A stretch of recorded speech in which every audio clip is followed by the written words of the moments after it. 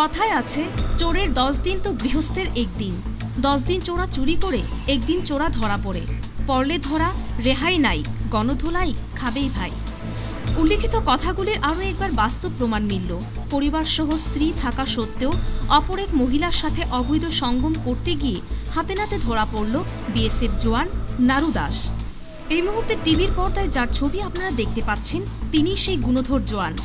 নারী দেহলোভী, যৌন পিপাসু, সমাজে বিষাক্ত ভাইরাস সৃষ্টিকারী এই মহাশয়ের বাড়ি আমতলীর রামকৃষ্ণ আশ্রম চৌমুহনী এলাকায়।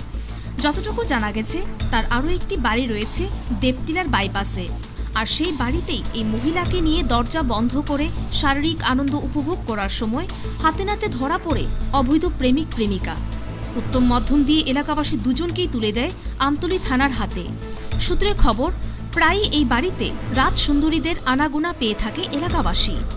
রাতে তো বটেই, প্রকাশ্য দিবালোকেও অপরিচিত স্টাইলিস্ট ম্যাডামরা এই ঘরের চৌখাট পেরিয়ে আনন্দ ফুর্তি করেন।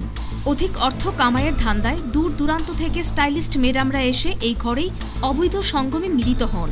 আনন্দ উপভোগ করতে আসেন মুখোশের অন্তরালে লুকিয়ে থাকা নারু দাসের মতো একাধিক ভদ্রবেশী যৌন পিপাসু বাবু সাহেব। অবৈধ রঙ্গলীলা আর অঘোষিত বাসর ঘরে পরিণত হয়েছিল বিএসএফ জওয়ান নারু দাসের দেবটিলার বাড়ি। তবে কথায় আছে অবৈধ কর্মকাণ্ড বেশি দিন লুকায়িত থাকে না, এক্ষেত্রেও তাই হলো।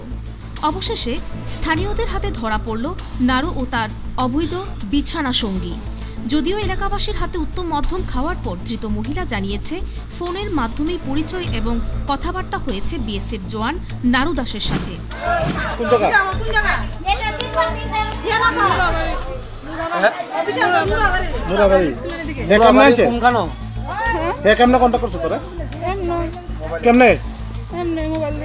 মোবাইলের নাম্বার কত?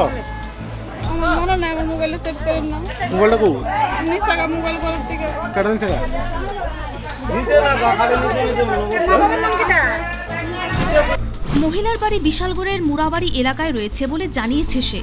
সাংবাদিকতার নৈতিক দায়িত্ব পালন করতে গিয়ে সরাসরি মহিলার চেহারা আমরা দেখাতে পারছি না।